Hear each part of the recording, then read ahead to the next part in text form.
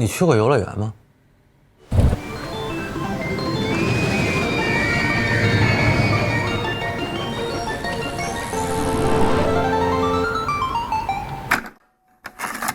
那你能想象一座没有音乐的游乐园吗？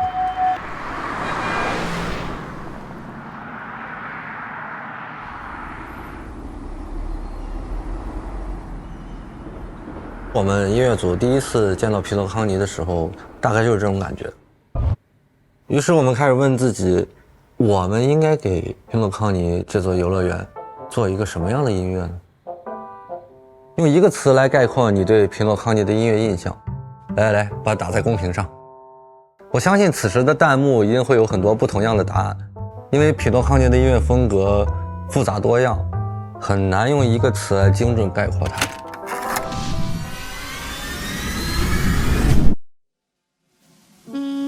不如让我们跟随时间线，来一点点回忆你在皮诺康尼听到的音乐究竟是怎样的。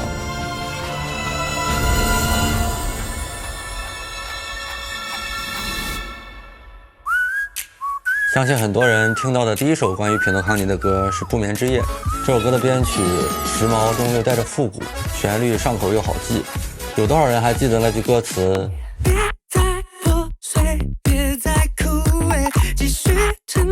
我们从一开始就在编曲中加入了 funk 合成器的元素，力求表现皮诺康尼的繁华热闹，给开拓者留下明确的初印象。在歌手的选择上也是经历了很多波折，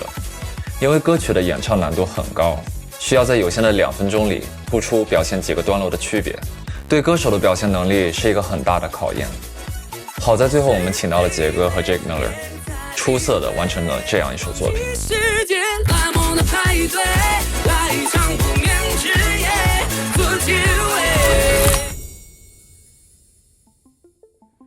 不眠之夜像是皮诺康尼的广告歌曲，在奠定了第一印象之后，开拓者会在游戏里体会到更多皮诺康尼的音乐设计。相信大家第一次在逛地图的时候可以感受到，这是一个成分复杂的世界。黄金的时刻里的皮诺康尼是一座娱乐至死的美梦乐园，现实中的白日梦酒店是一个大气奢华的享乐地，质子的梦是一个荒诞奇异的梦境，筑梦边境是一个静谧安宁满载回忆的秘密基地。为了把每个场景做出差异感，我们在编曲的音色上做出了明显的区分。以黄金的时刻为例，我们突出了管乐的比重，在旋律创作上也试图营造出一种积极正面的繁华世界的氛围。到了梦境酒店，我们则尝试使用了清冷的竖琴，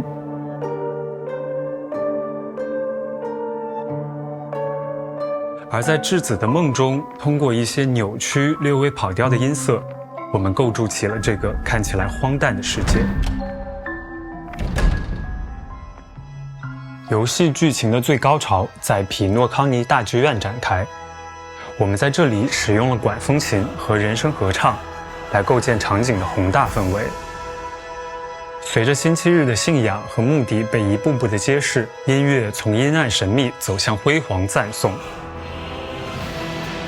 最后进入战斗后，音乐进一步递进到了电子摇滚歌剧的风格，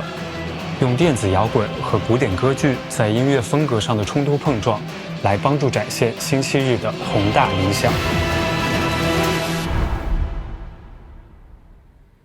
初步逛完地图之后，大家可能会深度体验剧情，探索香亭世界。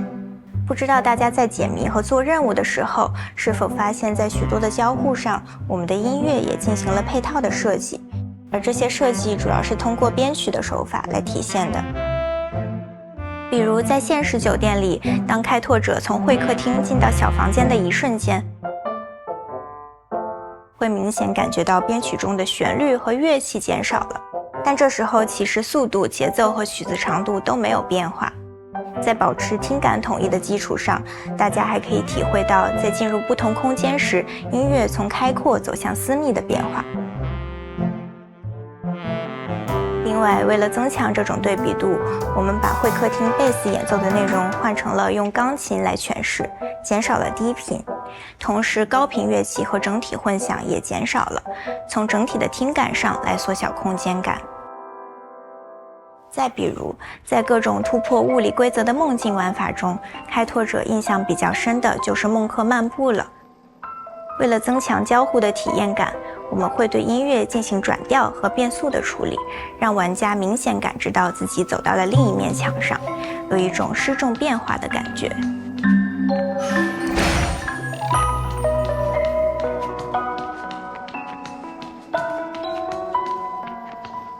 在战斗音乐的部分里，也是做了类似的编曲设计的。比如在即将面对 BOSS 核物朝向死亡的时候，我们在开头加了一段无限循环的音阶设计。这个设计就像鬼打墙一样，这段音阶呢也会在整首歌里占大比的循环，就像玩家怎么走也走不出死亡的迷音。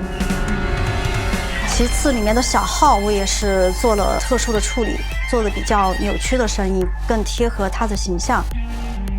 以及最后的钢琴也是为了模拟它的活动轨迹去写的，所以感觉上会比较飘逸。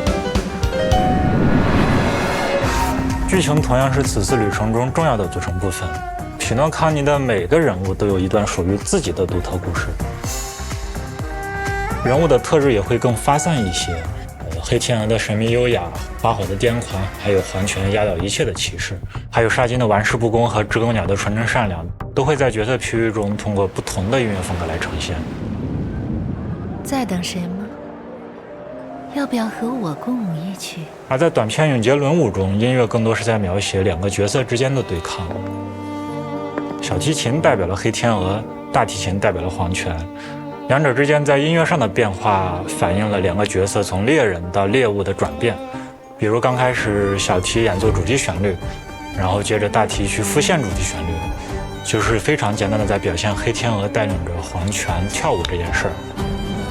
然后小提的旋律开始复杂，大提也逐渐适应，角色之间的对抗也逐渐展开，再到立场上的突然转变，大提琴去演奏十分扭曲的一些旋律，小提琴的音域这个时候也达到了最高。这些都是在服务于内容本身，对应着角色的处境和身份，希望通过音乐帮助大家更好地理解信息。我们希望能通过视觉和听觉的一致性，用 PV、千年机游和动画对整个星铁世界观进行补充，向大家呈现出一个饱满立体的人物形象和游戏内容。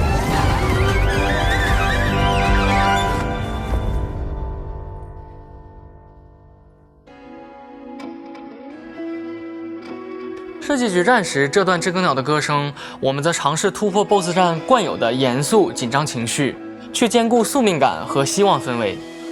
意图把站在主角团、讲述主角团、鼓励主角团的氛围拉满。所以它需要在旋律出现时就足够直给、足够明了，不需要遐想，也不需要铺垫的，就能让你感受到希望和力量。因此，我们也录制了大量的伴随主唱的合唱声部。台上不止你一人歌唱，屏幕里不是你一人战斗，面对困难你也从不孤单。当你再次听到这首歌时，我希望你与我一起合唱。总的来说，为了匹配匹诺康尼的解谜交互和剧情发展，在音乐上只要开拓者够细心，相信一定是能够发现很多和以往不一样的点。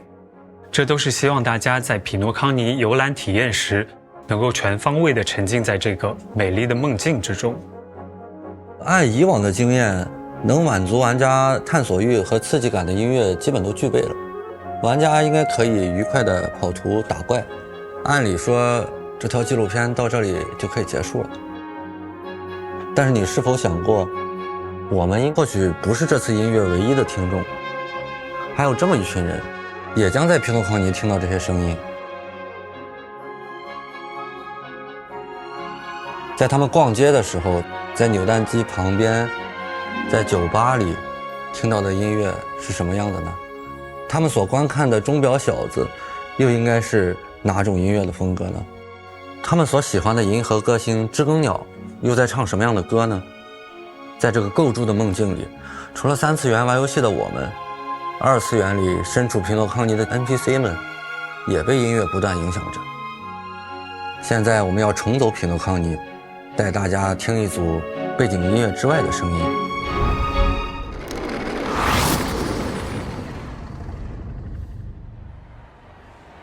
与此同时，我们要向这群新的听众朋友们分享皮诺康尼的音乐故事，他们是最熟悉这些声音的人。